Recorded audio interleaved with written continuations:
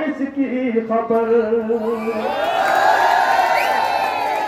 भागने वालों को कर दो इसकी खबर, अपना आसिफ तो है यार शेरे बबर, भागने वालों को कर दो इसकी खबर।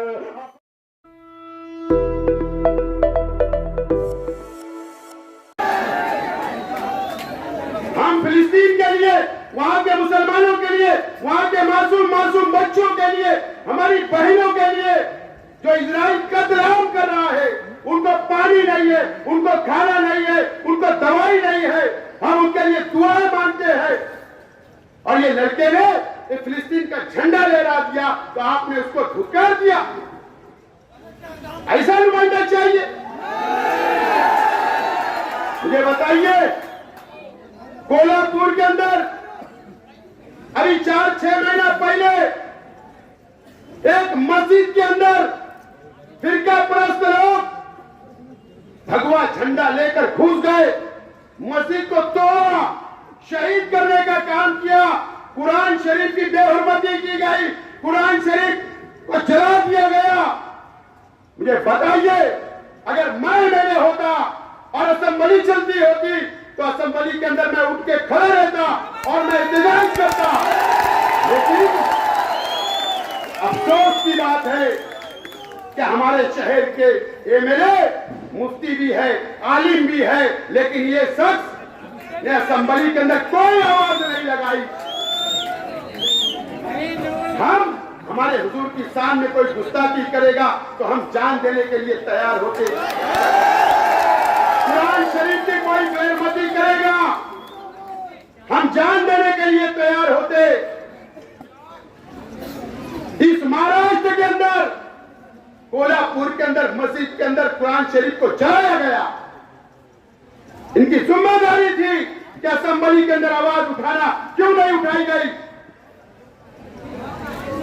ये हमारे पालक मंत्री दादा भूसे साहब का लड़का आविष्कार भूसे, मैं बार बार बोल रहा हूं कि आगरा रोड से रद्द लेकर जाया गया, हम उसके खिलाफ नहीं, है परंपरा है।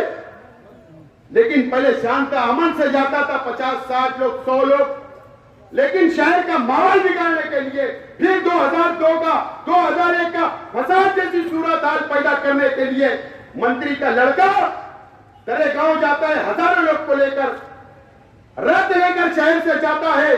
तरावी की नमाज, रोजा अफ्तार का वक्त अजान होती है और डीजे बजाया जाता, नंगा नाच किया गया, लाठी काटी लेकर गया।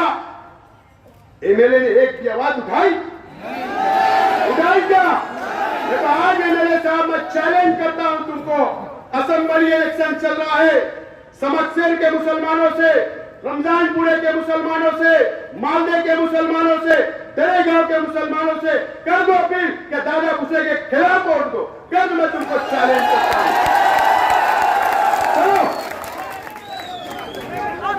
चैलेंज करता हूं तुमको, करो स्टेज लगा करके दादा भूसे के खिलाफ वोट देना। मेरा चैलेंज है तुमको करके बताना। तुमने साथ देने का काम किया।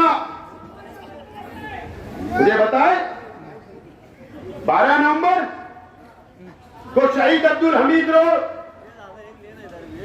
नया इस्लामपुरे को हमेशा यहां के नौजवानों के जज्बात से खेलने का काम, उनकी जिंदगी खराब करने का काम, उन पर दाग लगाने का काम, यहां की बेटियों के ऊपर इल्जाम लगाने का काम, हमारी बेटियां जिनकी शादियां नहीं हुई उन पर इल्जाम लगाते हो। शर्म आना चाहिए आपको एमएलए साहब, शर्म आना चाहिए। हम मुसलमानों की बस्ती में रहते हैं, आप भी मुसलमान, मैं भी मुसलमान और ये शहर भी मुसलमान है। आप एक मुसलमान पर इल्जाम लगाते हो, आप नौजवानों पर इल्जाम लगाते हो। अरे 12 नवंबर क्यों बंद किया गया था शहर? किसके लिए बंद किया गया था? हमारे हुजूर की शान में गुस्ताखी हुई, इसके लिए बंद किया गया था।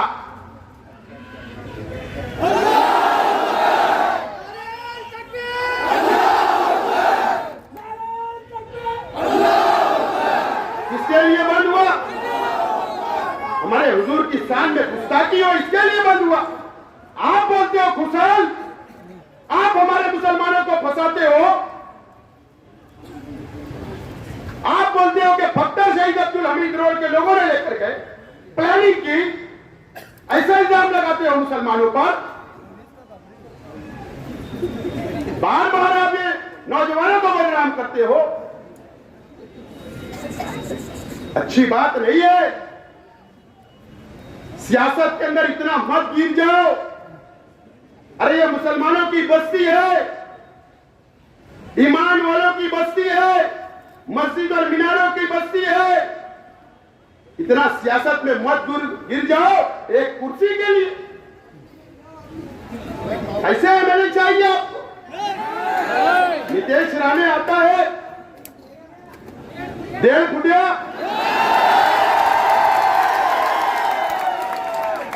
क्या कहा उसने? मस्जिद में घुसकर मारेंगे मुसलमानों को। मुझे बताइए, असेंबली का आखिरी इजलास था, असेंबली का आखिरी इजलास, जहां पर एमएलए जाकर आवाज उठाता, वहां आपकी जिम्मेदारी थी कि नीतीश राणे के खिलाफ आप वहां पर आवाज उठाते, कार्रवाई का मुतालबा करते। लेकिन आपने ऐसा नहीं किया। क्या नौजवानों, ऐसा एमएलए चाहिए क्या आपको?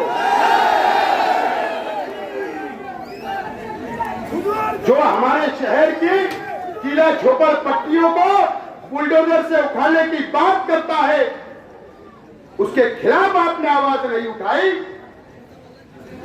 एमएचसी कॉलेज के अंदर तालीमी प्रोग्राम था, मुसलमान ले रहे थे, मुसलमान स्कॉलर थे, वहां पर हंगामा हुआ, हिंदू तंजीमों ने हंगामा किया। मंत्री दादा भूसे साहब पुलिस डिपार्टमेंट को बैठाकर कार्रवाई की बात करते, उन पर कार्रवाई होती मुसलमानों पर। आपने कोई आवाज उठाई, आपने उनकी मदद की। ऐसा एमएलए चाहिए शहर को। आप मुकम्मल तौर पर नाकाम हो गए एमएलए साहब। आपने भारतीय जनता पार्टी और शिंदे गढ़ शिवसेना से करोड़ों रुपया रिश्वत ली, अपना घर भरने का काम किया। यही सिर्फ 5 साल आपने काम किया।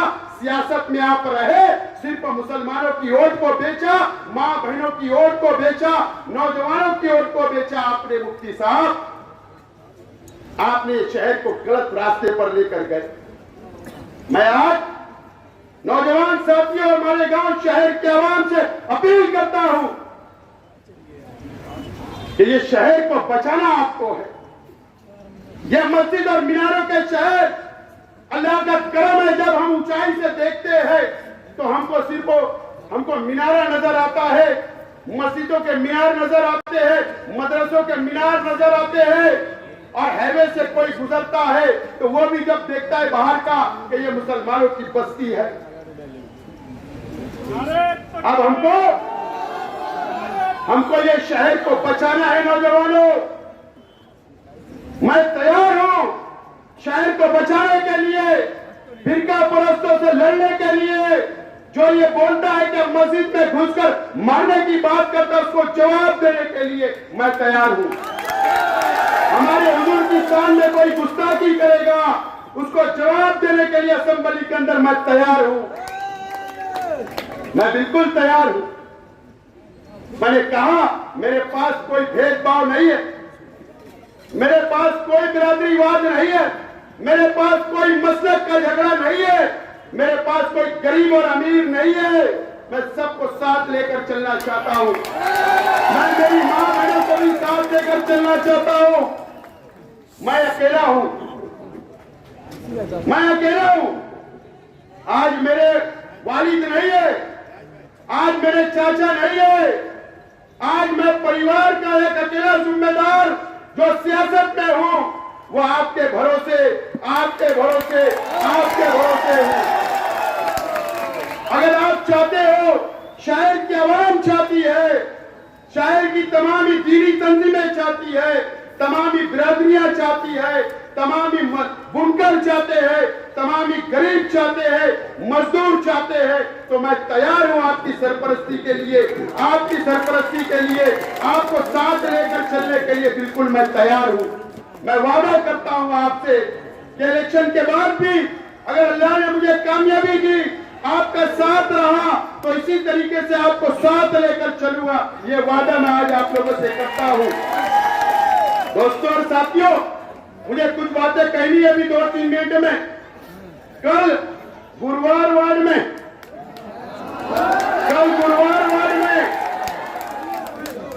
एक गरीब हमारे कार्यकर्ता की होटल के ऊपर जाकर मारा गया, तोड़ा गया।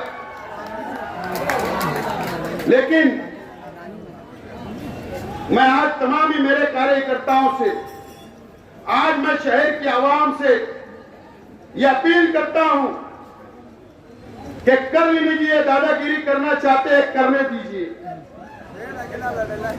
20 तारीख तक आपको कोई जवाब नहीं देना है, दादागिरी बर्दाश्त करना है। उनकी तैयारी है, वो ये चाहते हैं, तुमको उकसा रहे हैं कि तुम लड़ाई करो और तुमको जेल में बैठाया जाएगा, माहौल खराब किया जाएगा। इलेक्शन उन लोगों के हाथ से निकल चुका है, तुम्हारा इलेक्शन खराब करने के लिए इस तरीके की हरकतें होगी।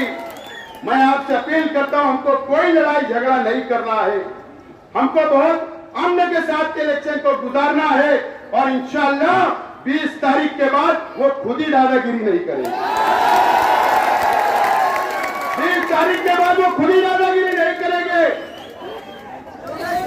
मुझे इत्मीनान है, भरोसा वो दादागिरी नहीं करेंगे।